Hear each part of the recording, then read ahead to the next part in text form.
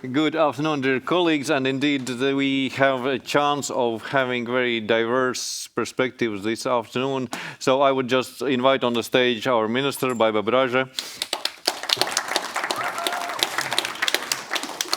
Ambassador Amr El-Sherbini, so Assistant Foreign Minister of Arab Republic of Egypt for Multilateral Affairs and International Security,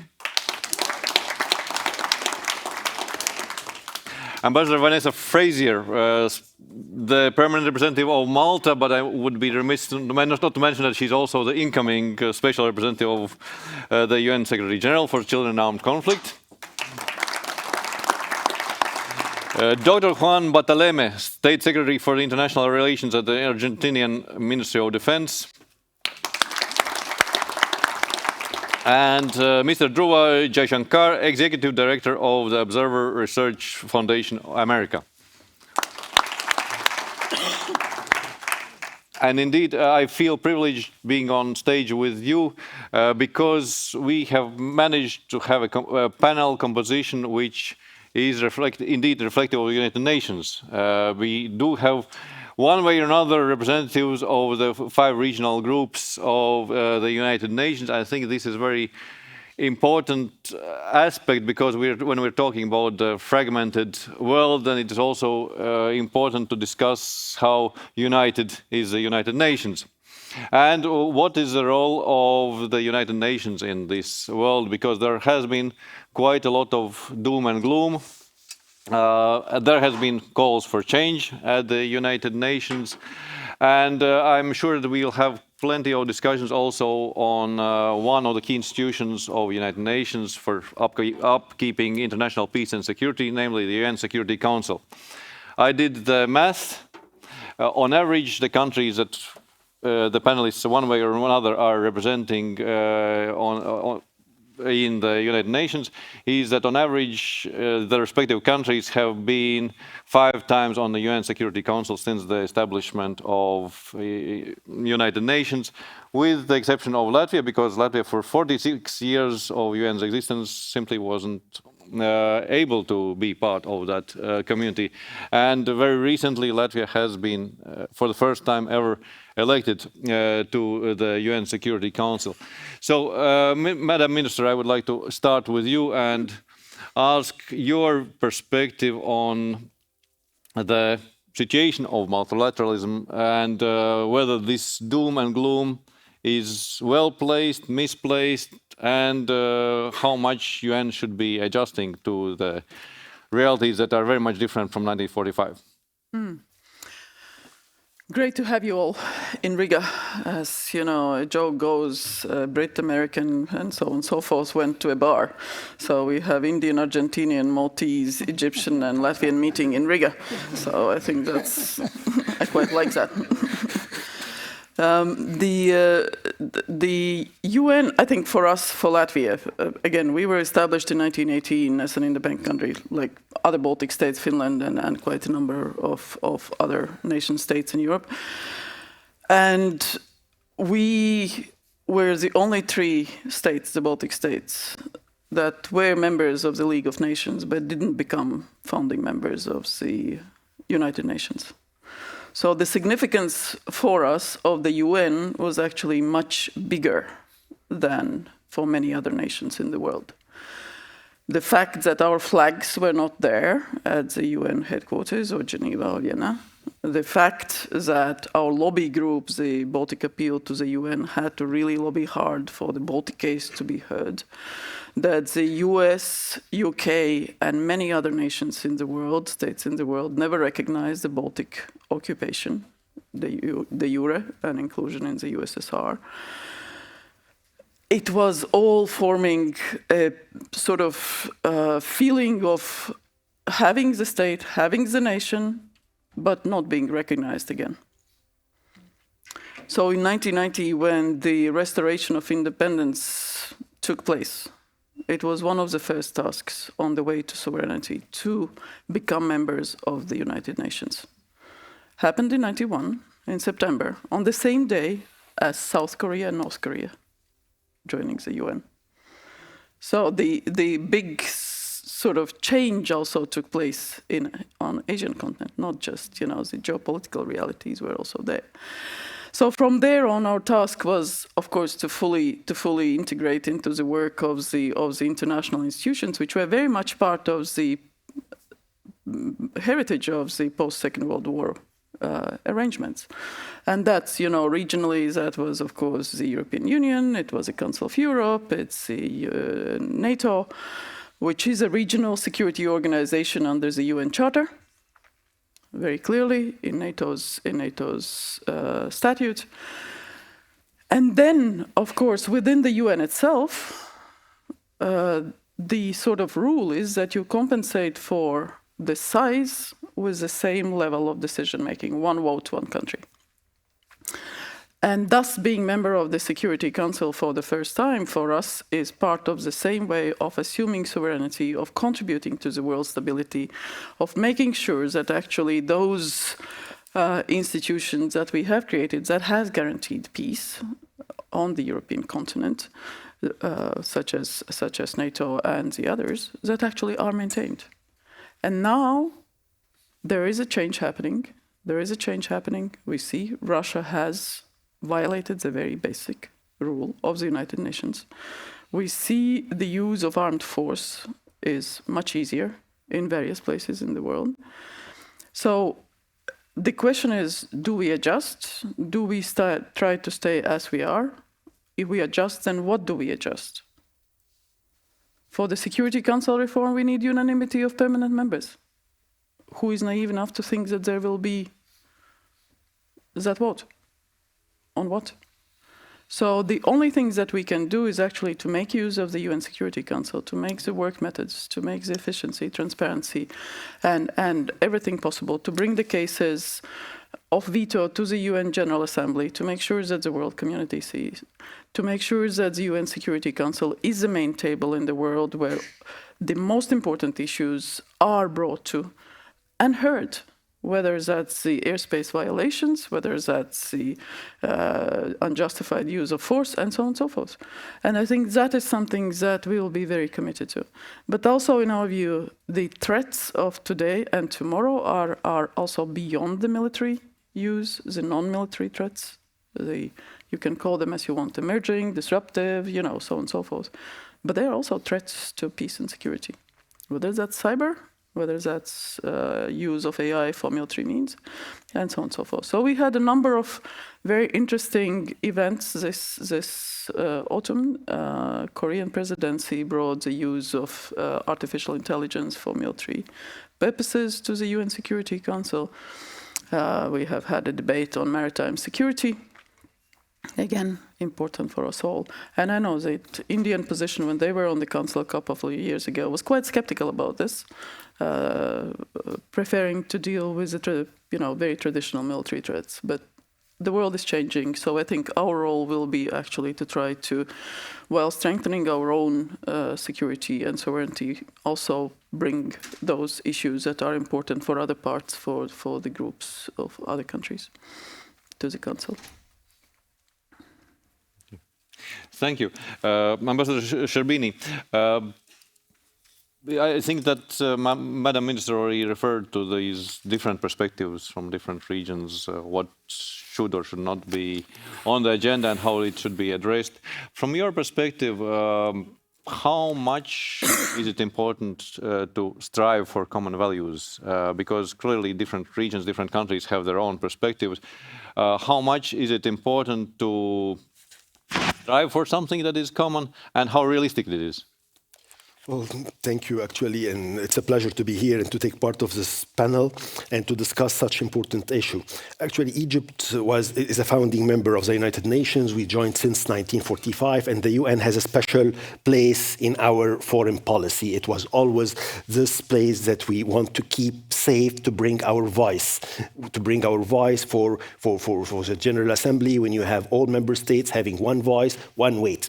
So the values, it's very important to have as Egypt is part of the African group and of the Arab group at the UN, and as well of other political groups like OIC, Non-Aligned Movement, and we are always pushing for these values to be cherished and kept. The problems that we have a new situation. It's not new. It's a situation that we have at least during the last 5 to 10 years. We have a world that it's very much divided geopolitically. We have nations that are searching for their own interest. They are not respecting the values that used to be at the UN before. Speaking about clean slate, before at the UN for elections for regional groups, for example, was something that was very well respected. Now you don't have this. You have nations looking for their own interest. We have seen it in several groups, geographical groups at the UN recently, and this is the problem. We have a UN, but it's not that was before. We have a UN that is fragmented. We have the Security Council, which is the main body entrusted of peace and security at the UN and in the world, is not capable of achieving its role. The reform of the council, this is an old new issue that it was discussed. Me, myself, I was working on this reform since 2006. And it's close to 20 years, and it's always the same rhetoric. I have not seen something new.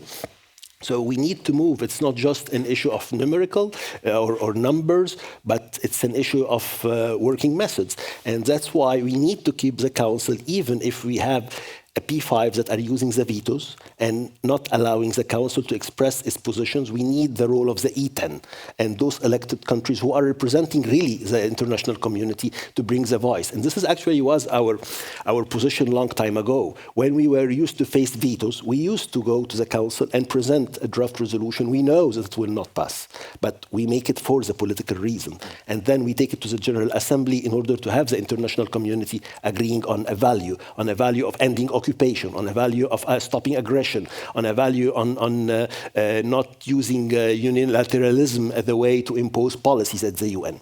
The UN right now, it has, we have several challenges coming on within this coming months. We have the UN 80, which is the new Secretary General plan for reform. Reform, it's a term that we are always using at the UN, but and it's the same agenda, by the way, but it's with different presentation and different ways to present it. So we have the UN 80, and the discussions in New York will be very important to forge a way for the UN to go on, or we will have much more, or we will undermine more the UN if we will not agree on a consensus. And we have a new Secretary General that will not be elected next year, and this is very important. He or she, what will bring to the table of the United Nations of new idea, of a new plan. We need a Secretary General with vision, really, because it's what we face right now. It's a situation that either the UN will move on or it will continue to be a venue for meetings and for people to meet, but without having any decisions or outcome to be implemented. We have as well, we need to see, do we need to go to see, can we do more between UN and regional organizations? Can we try to address Chapter 8 more? There is a possibility for that. And here we need to agree on that. If this will be implemented, so the UN will need to see how they can support the regional organizations.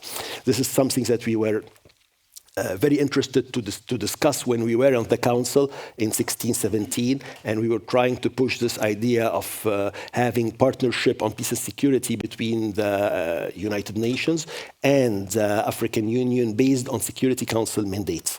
So this is much more what we have right now, and we need really to work on consensus, because if there is no consensus, and this is our idea, and this is what we are trying to push in our regional and political groups, and to take it as a message from those groups to the international, to the entire membership, that we need to work on common paths, or this organization will not be relevant, and we will see more of fragmentation. We will see more work done outside the UN, in G7, in BRICS, in regional organization, geographical organization, I will not name, but there are many. And really, we need to avoid this tendency of confrontation, and to work on more way for consensus and working together. Thank you very much, and I think your intervention very elegantly opens my way to ask the question to Ambassador Fraser, because you have very recently concluded your presence on the Security Council as one of the E10 or elected members. So, do the permanent five listen? And if they don't, do you manage to make them? And what do you do if they don't? I think we have managed to make them listen to us. First of all, I think it is really important, and I'm very pleased that we are referring to the elected 10 as the E10 and not as the non-permanent members, as is listed in the Charter. I insist very much, even with my minister and our officials back home, that if we are non-permanent, then they are not elected. Right? Oh, a good one. Okay? So I think it is really important that we refer to ourselves as the elected members and the E10, and we should always use that jargon, because it really does define that we represent the general membership, that we have a legitimacy.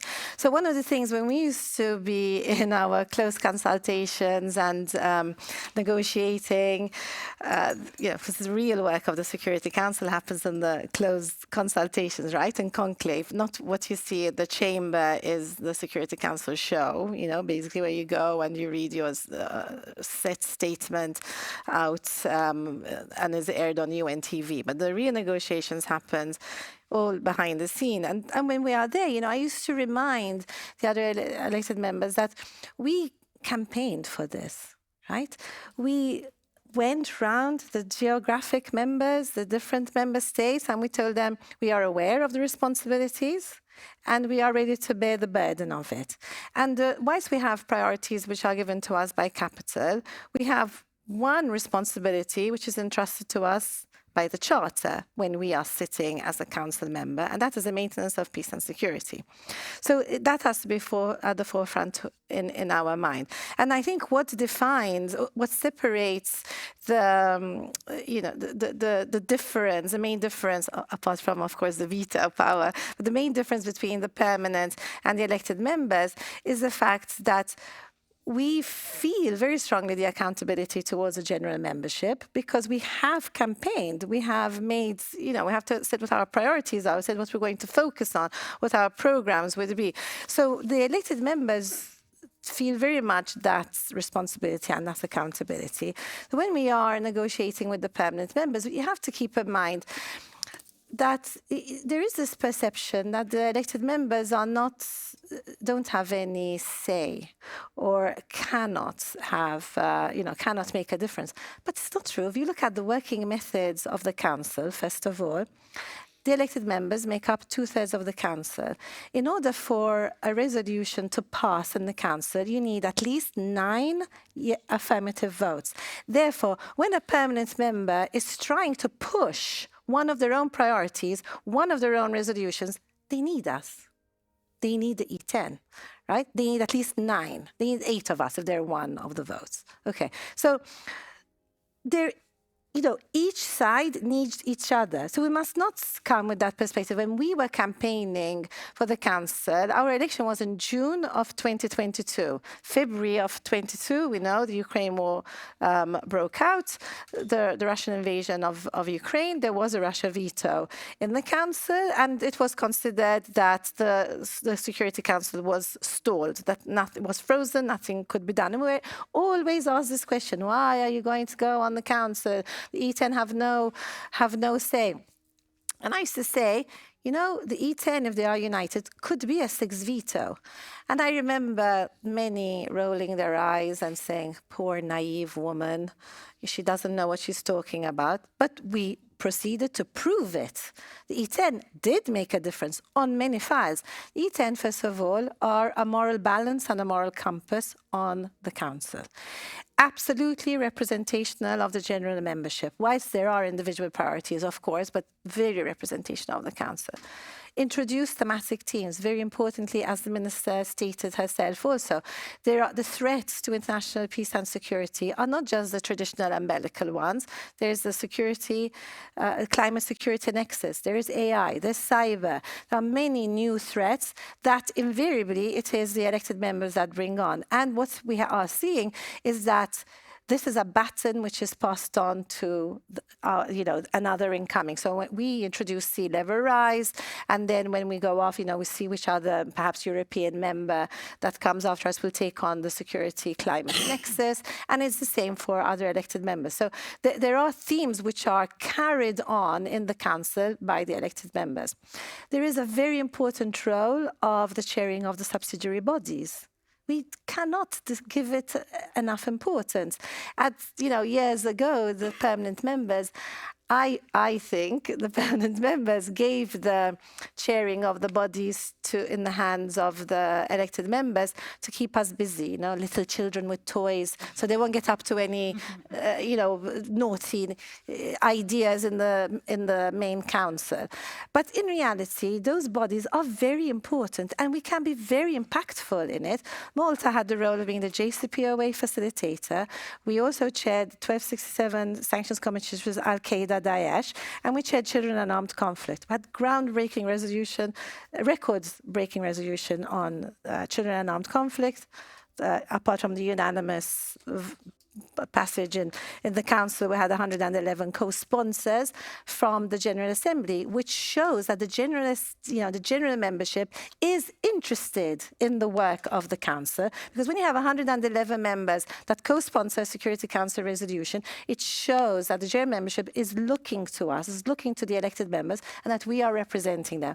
So there are also, when we just did our lessons learned and looked at our achievements on the council, and it's not just a list of the resolutions which we introduced. What we worked on the council were, cross-cutting themes like WPS, women, peace and security, as I mentioned before, climate also. We ensured that we defended the language in each of the resolutions which were brought before us. So whether it is a mandate which is being renewed, we plus like-minded elected countries ensured that, for example, the WPS language was not diluted, that the child protection language was not diluted. Those are all wins. Those are all important roles of the elected members, and we cannot give it enough value. And I think the general public does not understand that being there and having elected members on the council which represented the principles and the values of the general membership is so important. Because when I used to be asked the question, why are you going to be on the council? It's the five that control everything. I say, okay, then let's reform the council and just have a council of five, right? Does anybody want that? Nobody wants it. So clearly you're admitting that we have a role. Okay. Thank you. Maybe to broaden the perspective on, because you have, Dr. Leme, rather many experiences in the past, and some of them are very hard security things. At the same time, I know that Argentina is in fact the recordist among the current panelists, because Argentina has been on the council 9 times. Yeah, exactly. So, from your perspective, is it the time of transactionalism? Do principles still matter? How we can reconcile that? So, thank you for the invitation. First of all, it's an honor. And also, let me say that I am not a career diplomat, so I'm going to be the common people who is speaking. And, and principles are important, yes, of course. And Argentina is deeply involved in to keep a stable and secure international order, as you said, because we know the value of the Security Council. But this year it was the first time that I attend as a government official and a General Assembly forum, annual General Assembly meeting. And let me draw a small parallel, because it was quite clarifying for me the way that we are talking about the international order, the UN, etc. And it was amazing, because President Trump is completely right. When he criticized the furniture, the floor, the escalator, and he's one of the top leaders on the world. And imagine how awful it is when you are seeing your leader, your president or whatever, in the position that the UN assigned to us. The translator gadgets are all It looks like from the 60s. The chairs creaking makes an awful sound.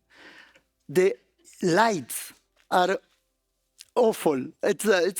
When you look at the UN building, you are looking at a picture of the 60s, of the 50s, actually, and the architecture of the 50s. So you said one important thing that who was listening our leaders, minor countries or small countries, or even the largest, but not the great powers, just bureaucrats.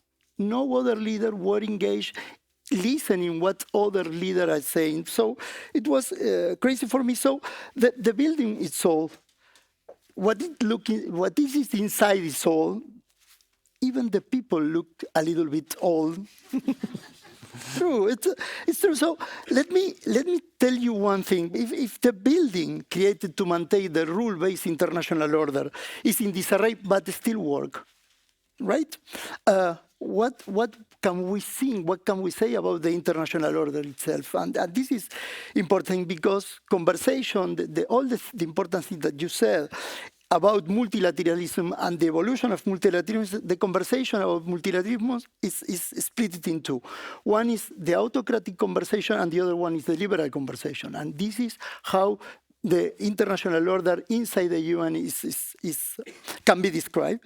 And the second one is the agenda. The agenda is important because it's a complicated one. There are two agendas at the UN. One is the progressive agenda, which is about transformation, and the other one is about a conservative agenda, which is trade and international security. And that's it.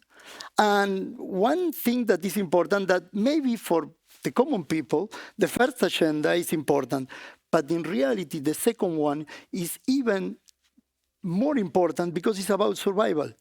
And I know that we spent plenty of years talking about the transformation and the transformative agenda, but in reality, we need to start to talking about security again and trade again. My president, related to that, asked to the people who were listening, mostly bureaucrats, that he wants to return to the basic. And this is what Argentina wants to do with the UN. And return to the basic is do international security again and make the United Nations another institution of the balance of power, as it was. So let me conclude these small remarks about one important thing, the evolution, the way that we need to navigate the discussion at the UN is thinking on modular multilateralism, or if you like, a sort of coalition of the willing. I had the opportunity to hear you, Your Excellency, in the sea and the maritime security discussion. And when you look the room where the discussion took place, it was as old as the United Nations, but it has one advantage, which you can enable the room whatever you wanted to do it. And that is a good thing for the next years, because we have at least one ongoing conflict, the Ukraine war. Hopefully, the Israeli defensive war against terrorism is going to end. But we are close to have another wars in another part of the world, as yesterday was said. So the United Nations has a main function, which is conservative, and is to talk about the survival of our state system, but also the human race. Nuclear proliferation is the next step. I was shocked, and I am done with that. Yesterday, everyone's talked about the Chinese modernization of its nuclear arsenal. When you look at that, it is amazing how people separate nuclear proliferation from space militarization. And for example, Latin America is central in space militarization. Plenty of space installations are being built in Latin America. And this is part of the nuclear war. The UN was successful in the Cold War, of course, because they did what they did, which was engage in security issues. So it's not time for the transformative agenda. It's time for security, multilateralism, knowing that there are two parallel conversations there.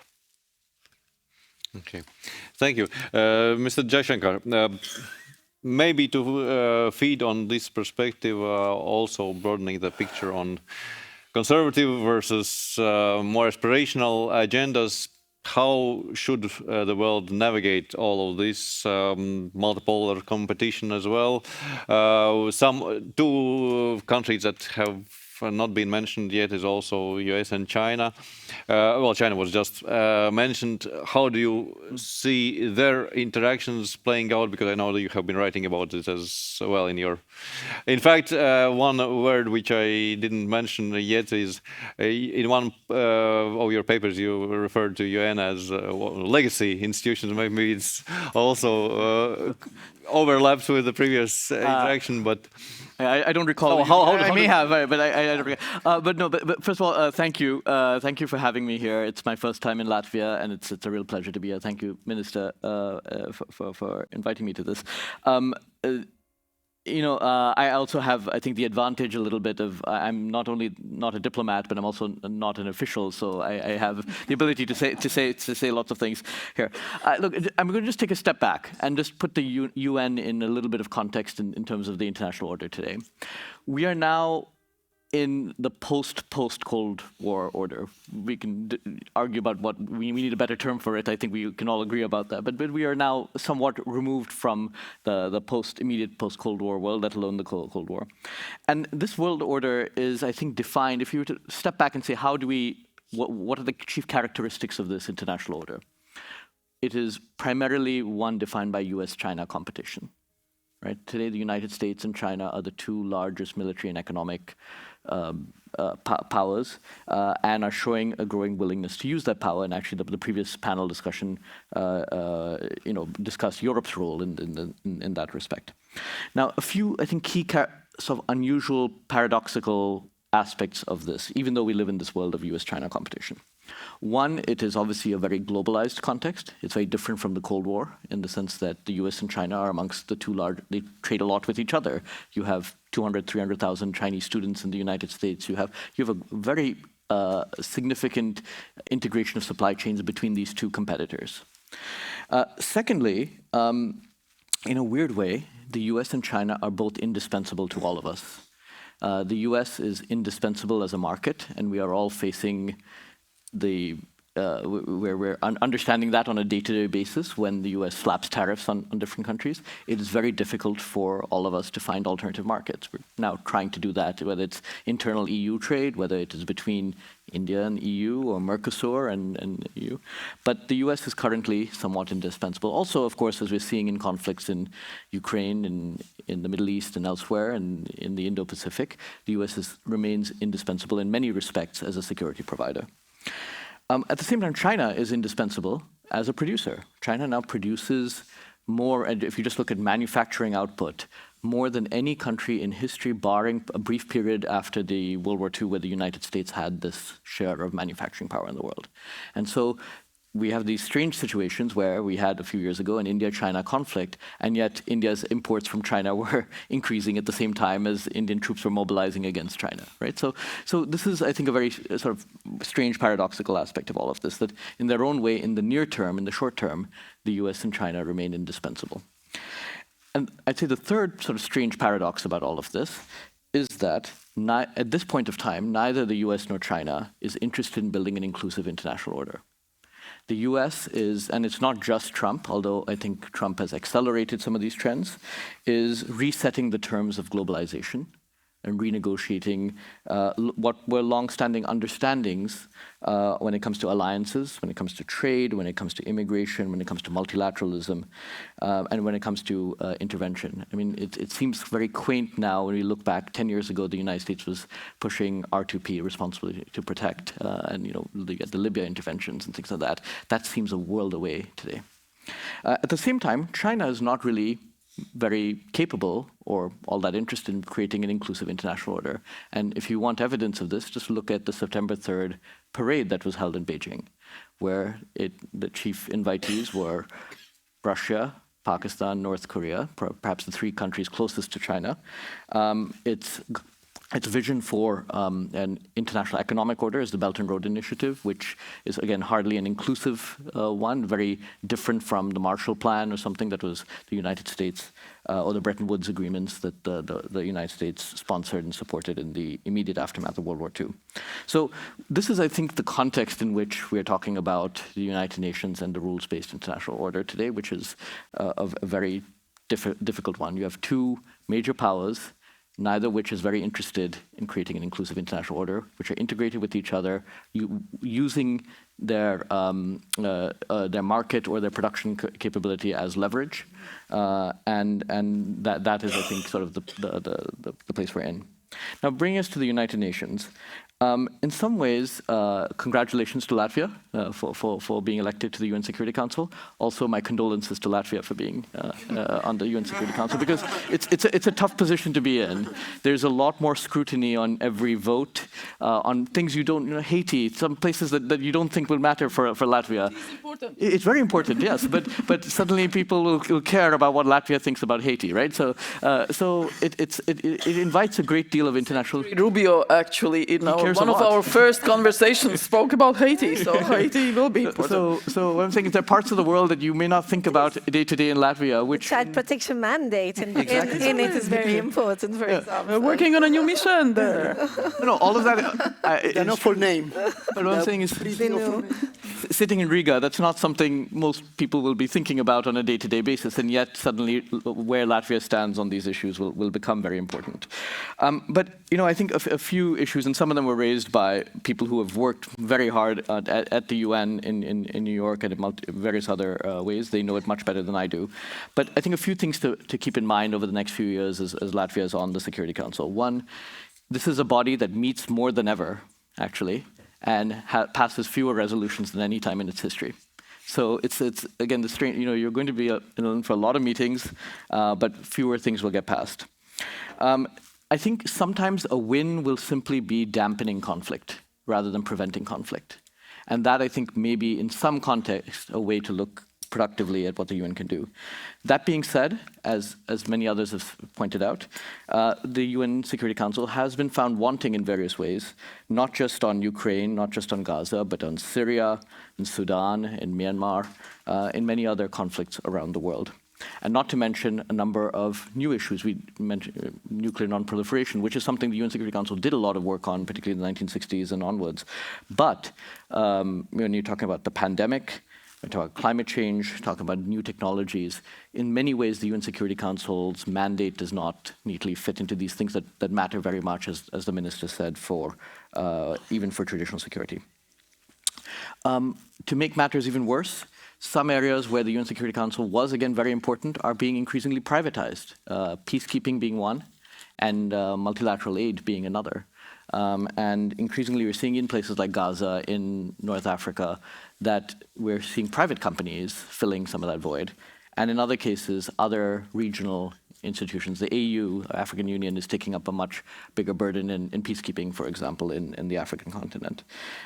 So again, all of this, I think, is exposing some of the glaring gaps that the UN Security Council is unable to fill in various ways. So what's the way forward? And I think I always try to end on a sort of productive, constructive note. There is a viable action plan for reforming the UN Security Council to make it more up to speed, more representative, first of all. But it's not just about representation; it's also about effectiveness, ultimately. And again, just to reiterate, 60% of UNSC resolutions are on Africa. There is no permanent African member in the UN Security Council, and Africa is underrepresented. 60% of the world's population is in Asia. You have only one permanent member from Asia, which is China. So this is, again, there's an increasingly glaring gap between what the UN Security Council is supposed to do and what it is capable of doing. You have a few blocks, and again, a lot of people who've dealt with the UN are very well versed in all of this terminology. For others, like myself, it's been a new thing to learn. So you have the P5, you have the E10. I actually like the E10, and you have the G4. India is one of them. These are 4 countries: India, Brazil, Germany, and Japan, which are 4 countries that are aspiring to become permanent members and have actually advanced a loose formula for expanding the UN Security Council from 15 to about 25, 27. With more non-permanent and non-elected and permanent seats. You have a coalition, Argentina is amongst it, called the UFC, which is not it sounds very combative, but it's not always, I think, that combative. But the UFC, also called the Coffee Club, which is interested in not expanding permanent membership, and that includes Argentina, South Korea, Canada, Italy, amongst others. Are you part of Multilateral? Okay. Africa, the Africa bloc, we have Egypt here. I think part of what is constraining, to be honest, what is constraining UNSC reform is a few things. One is China, number one, is blocking a lot of efforts. The other P5s, the US and Russia, are not very enthusiastic about reform. France is perhaps the most forward-leaning, to some extent the UK. But part of it is lack of consensus in the Africa bloc, and that is used sometimes by the P5 to say we're not ready for reform. We want a formula from the Africa bloc as to how they plan to select their representatives. And then finally, you have the L69, which is a group, India also happens to be a part of it. These are mostly developing countries that are advocating for much more radical reform, which is completely eradicating the veto or something like that, which again, the P5 has been very pushing back on. So this is where things are right now. We thought there's something called the Summit of the Future. This was the last big reform attempt, the UN at 75, to try and change some of this. This did not happen. So I think UN at 80 is perhaps the next opportunity to do so. But the big question mark, I think, will be the enthusiasm of the US. Many of you will have seen President Trump's speech. On the one hand, you could see this as an opportunity. That is, the US is less interested in the UN. Trump wants to make a deal. He wants to win the Nobel Peace Prize. Maybe UN reform is the way to do it. On the other hand, clearly there's a sort of disinterest on the part of the US and other P5 countries to push this forward. So that's where we stand right now. Okay. Frankly, I'm not holding my breath because I wrote my bachelor's thesis on the UN Security Council reform 30 years ago, and all the same abbreviations were already present there. But maybe returning back to some of the issues that UN Security Council should or should not be doing, the issue of aspirational or conservative agenda was already mentioned, and you, Madam Minister, mentioned already artificial intelligence as one of the new challenges. So, from your perspective, how much should this balance be kept between old and new types of threat? Are they new, or it's just unavoidable that, for instance, we have to talk about hybrid threats because just the threats to the security have evolved? No, and the threats are threats. I mean, they are not hybrid. If you look at Russia's warfare doctrine, it has military, non-military means. So Russia is waging doctrine against quite a number of, waging war against quite a number of countries with non-military means. If you look at the cyber, at the hostile information operations, at sabotage activities, subversion, and so on and so forth, it's part of Russia's warfare doctrine. In Ukraine, it tried first with non-military means to get power. It didn't get it. So the first, in 2014, the partial invasion and hidden sort of annexation took place, illegal, of Crimea. And then in 22, the open military invasion. So actually knowing the warfare doctrines, understanding those processes, and exposing them, creating that awareness in the international community, but also among our populations, is a way to avoid use of military means. And the same with other threats to international peace and security. So that is something that we feel we do benefit by having that knowledge, but also we feel the obligation to bring it to the wider international community to understand what is happening. We don't carry that colonial type of background that quite a number of countries, including on the UN Security Council, carry. We were ourselves subjugated to Russia's imperial policies, so Russia wants to do it again. Our obligation is not to let it happen. So We openly speak about it, we expose it, we present it also to the UN Security Council. And also the methods, the warfare methods. And those are the threats that we face. So we speak about them. But we also recognize the threats that other countries face. And of course, the only place where you can bring it together globally is the UN Security Council because of the representation of permanent five, but also elected five. And that's why I'm calling it the biggest table, the most important table of the world, because that's where all these threats to peace and security can come together, and we can understand, know each other, and how to deal with them also better. And the maritime security event that we did at the UN is very important because, of course, here in the Baltic Sea, we face the threat of the shadow fleet of Russia, which is, using old vessels, untrained crews, no insurance, and so on and so forth to carry illegally its oil. In South China Sea, in Indo-Pacific, those shadow fleet accidents have actually taken place. So those are the next ones. In the Red Sea also. So, it's all connected. It's not something that is just isolated for the Baltic Sea per se. Those tactics can be used in other places, and they are threats to peace and security. So the Security Council should be looking at them. But also, I would like to go back to something that is, I think, important, not only for Malta or other countries here and for Latvia, that you do have these international principles that we all have voluntarily agreed to, and they are binding. The UN Charter is a binding document because we have all ratified that in our parliaments, we have abided by the principles, and so on and so forth. So we actually take it seriously. So when Russia violated some of the most basic principles of the UN Charter by invading Ukraine, the first thing that together with Ukrainians we did was to turn to the UN Security Council to ask the Security Council to deal with the threats to peace and security, aggression, violation of the principle of inviolability of the borders. Russia blocked the resolution. It went to the UN General Assembly. So every year we have that open debate. And in the same time, in the UN Security Council, we have those very open, fact-based debates on particular issues of that Russian invasion, whether that's on the children, whether that's on women, whether that's on the overall violation of principles of peace and security that Russia is conducting. And it's the UN staff that brings the facts to the global community. Those are not us, not Ukrainians. The UN rapporteurs, whether that's Undersecretary for Political Affairs, whether it's a rapporteur on children in armed conflict, they are the ones who present what Russia is doing. So there is that registry, that non-sort of party type of documentation of what crimes have been committed and what damage has been made. So when we get actually to the reparations, when we get to the tribunal and taking Russia to that tribunal, that will form the factual basis. So it matters. It actually matters. Thank you.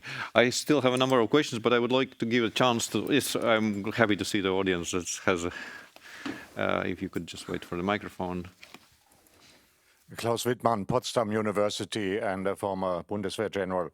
I very much liked what the representative of Malta said about the E10. I think that is a concept to be developed further. And I think one of their roles at present, following up on what the minister just said, would be much more strongly chastising Russia, naming and shaming for its subjugation offensive against Ukraine. This is not just a war contrary to international law, like the most used, very pale-blooded term goes, but it is utterly criminal with regard to the aim and the motive, that is the use ad bellum, and what regards the methods, the use in bello. And I think the E10, as you described it, should try to be a thorn in the flesh of the P5 in this regard. Thank you. What do you think? Thank you. Maybe I could just expand it a bit. You already referred also to the role of in fact, you referred to the role of the General Assembly when the Security Council hasn't acted. Do you see it as an instrument that should be used even more? The General Assembly? Yes. Definitely. When the Council is blocked, cannot have an outcome, there is a way to go to the General Assembly and to call for a meeting. And there is an outcome, a resolution that is voted with big majority. But the problem that you cannot implement it like what the Security Council can do. There is no Chapter 7 in the General Assembly, and this is part of the problem. And that's why there was this debate on revitalizing the General Assembly and having it much more active. But at the end, you have the P5 who will not be willing to let some of the powers in the Council for the P5 to go to the General Assembly. And the same debates apply for the review going on right now on the peace-building architecture in the United Nations. The P5, they don't want to see the Peace-Building Commission more powerful in addressing issues that are on the table of the Council because they want to keep their prerogative as they are. But definitely, the importance of the General Assembly is that you have a place where each country had a vote, had same weight. So this is the voice of the international community. You can have a resolution voted with over 160, 170, 180 country, member states. So this is reflect a position that reflects legitimacy, that reflects international community positions. So this is the importance of the General Assembly, which has the same time, the same role of the E10 because they are elected by the General Assembly. So this is a way to reflect international community positions on peace and security matters.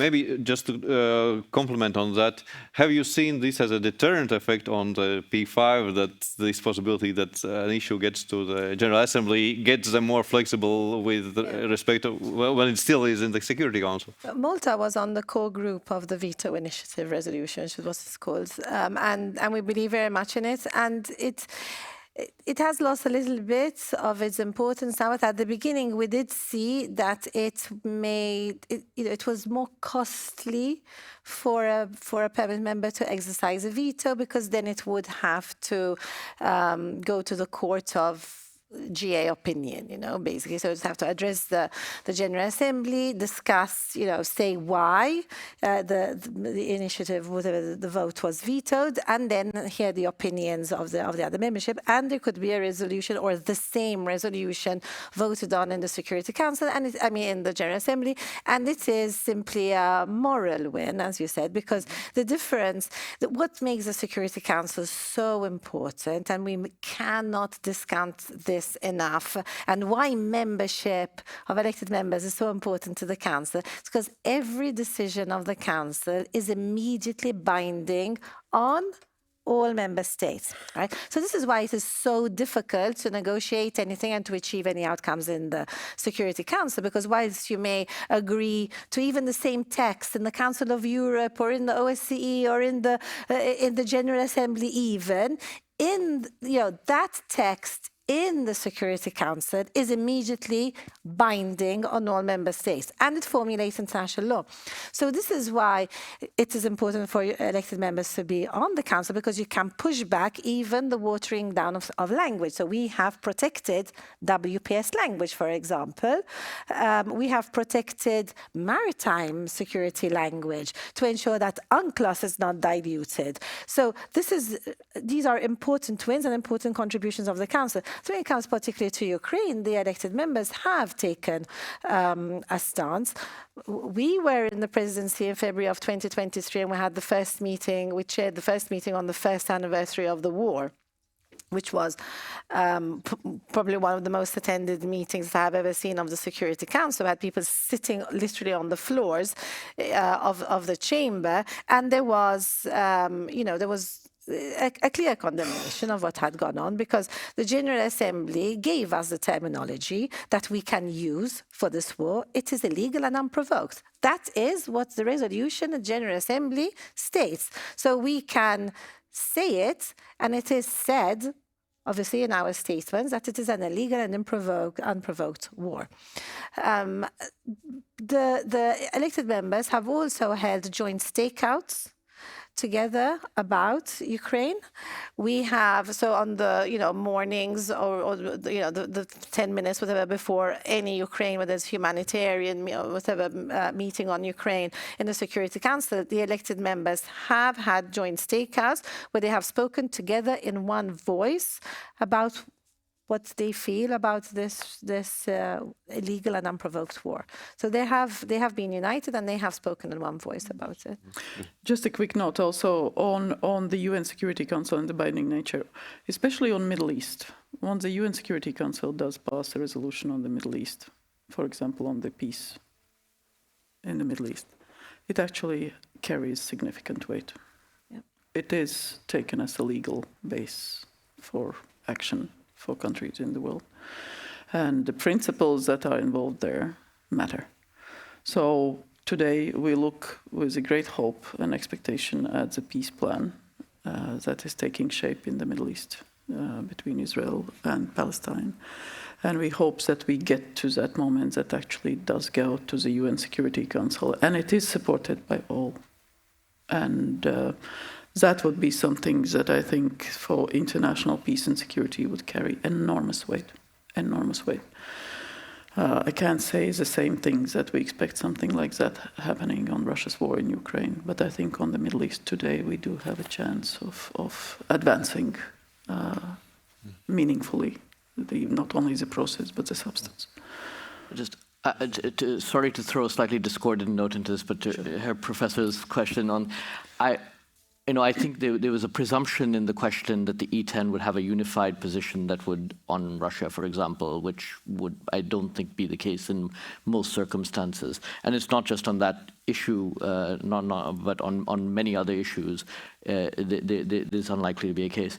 I also just want to caution against something, which is there is, values, liberal values are good. They are part of the foundation of the UN Charter. It's enshrined there.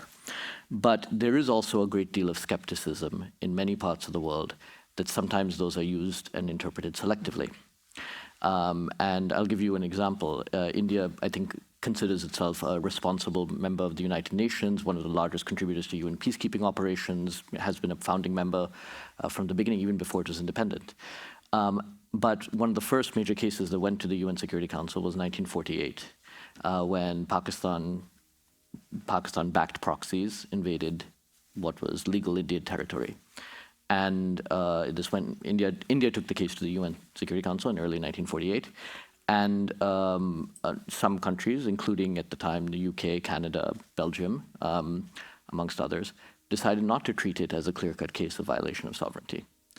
And that's not, I'm not saying that's the reason to completely give up on the UN Security Council or something like that, but that is a case where a country that believed it had a strong case and was acting in, according to the way one would expect if its sovereignty had been violated, found that in certain cases, for other reasons, political reasons, these principles were conveniently abandoned. And it's not the only case. You can point to many such cases in Africa, in other parts of the global south. So I think there is sometimes a feeling that principles, great. When values and interests align, there is no question that you push forward with that. But in cases where they don't neatly align, it's sometimes a little bit self-selecting and hypocritical. Okay, thank you. More questions from the audience? Yes, please. I have a question. Mike.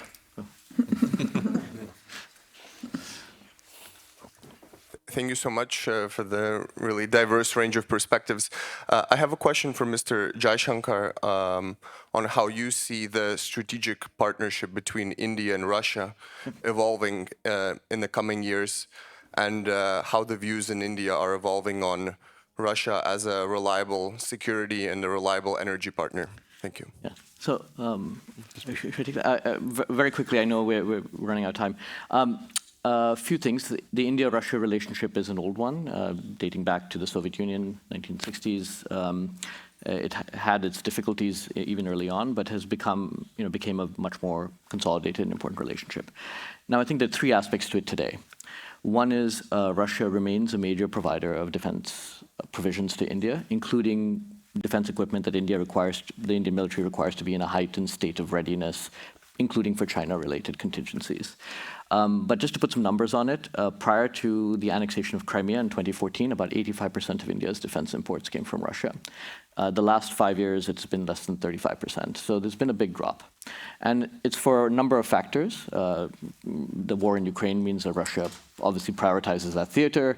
There have been difficulties in payments, supply chain constraints. But the fact is that India is becoming more independent of Russia over time on the defense side. The second aspect is not just energy, but commodities more broadly.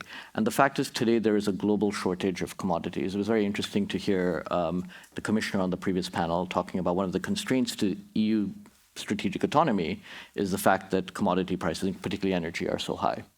Now, the fact is, you have sanctions on Iran, you have sanctions on Venezuela, there are constraints now on importing from Russia in various ways. There is a global shortage of fossil fuel energy, and India needs that. And India is not the only one that needs that for its growing needs. I wouldn't say it's not just energy. Russia still provides a lot of the world's certain critical minerals that even the US imports from Russia, palladium, for example. A lot of it is going through Kazakhstan, going through Turkey. But if you look at fertilizers, oil, coal, diamonds, precious critical minerals, Russia remains a global provider, and India does need it. And India doesn't source only from Russia. Prior to 2023, less than 3% of India's oil came from Russia. Today, about 25% comes from there. So I think the answer to that is how can India and the EU and others look to diversify those supply chains, make sure there's more supply, accelerate the clean energy transition, and this will help accelerate that. But this is largely a global market-driven phenomenon rather than a strategic.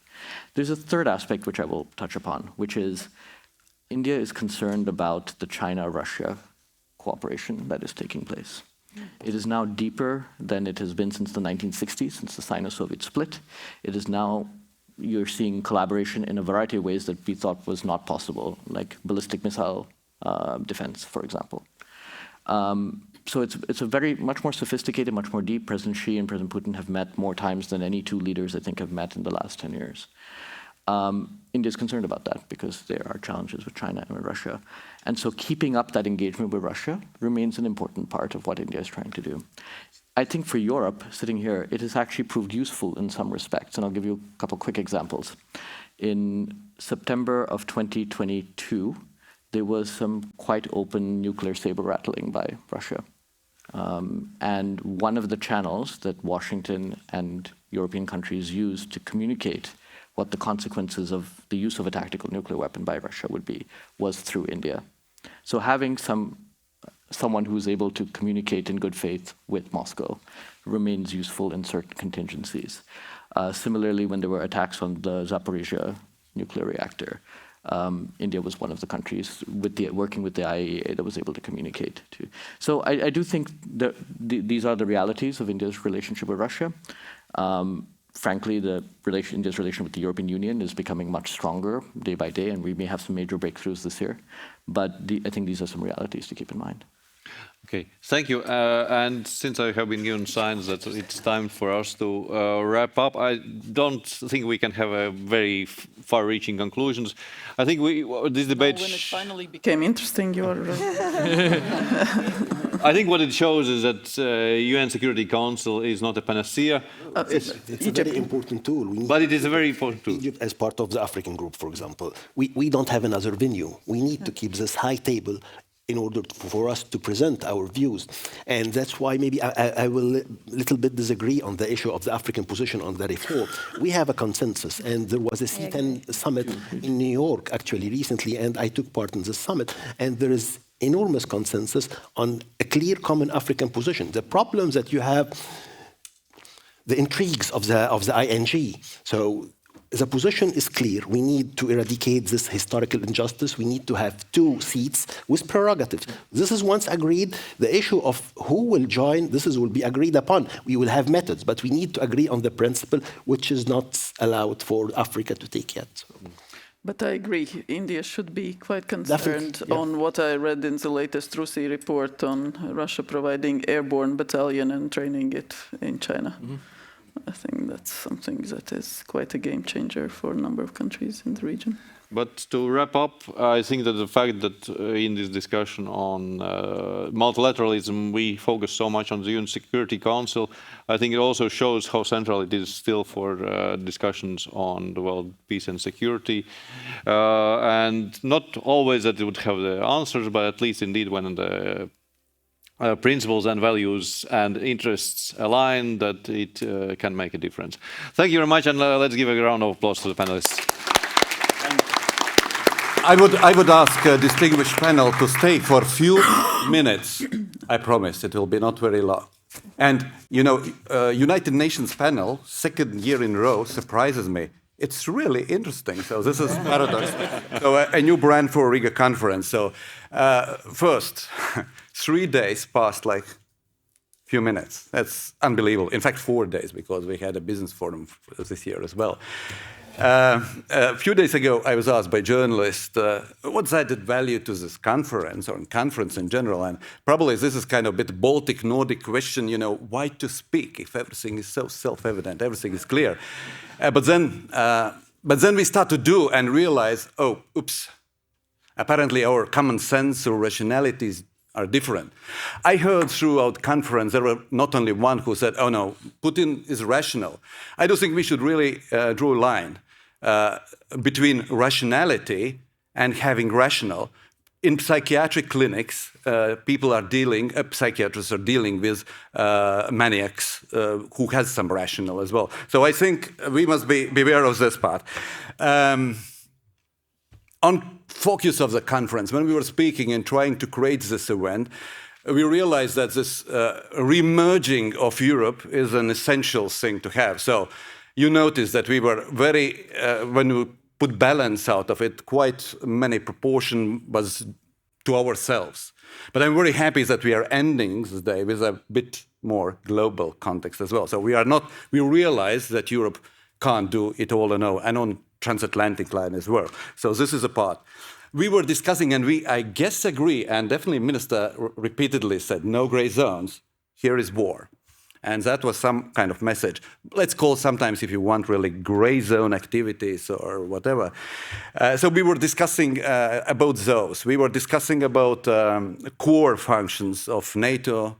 I think we got this polarized view whether in Latvia we have a homepage, everythingbad.lv. So there was something, everything is bad. We had as well something like NATO is very strong, we can do everything. If I would draw a line, and I can do with my closing remarks, that I would say we are damnably strong. We not always realize this, but at the same time we have damn a lot to do. So we really should work very, very hard.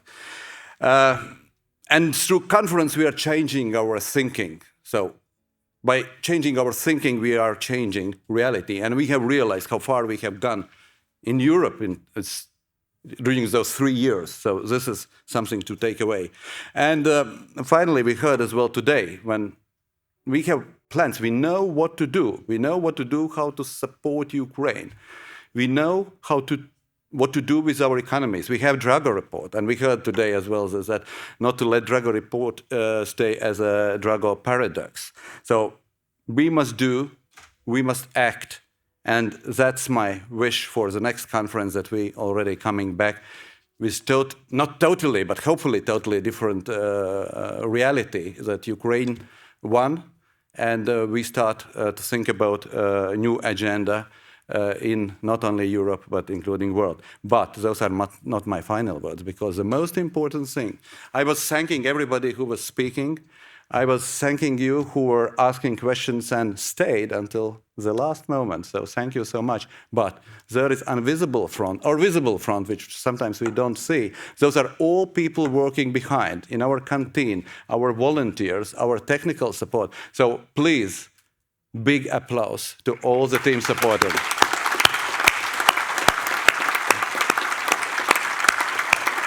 And in fact, I would like as well invite all volunteers and those who are supporting with a picture. I hope with the minister you would be ready for this. And speakers now are free to move.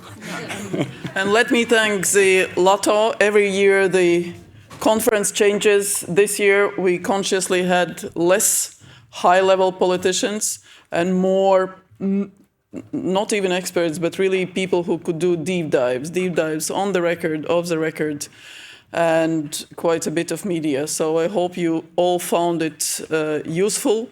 And on the UN reforms and NATO reforms and all the others, let me quote my former boss, Jens Stoltenberg, where he said that what is common of international institutions and cemeteries is that those who are in them are not very useful and helpful with reforms. So to all of you who are not in institutions, you have a role to play. And please, volunteers, can you come? Where are you? There was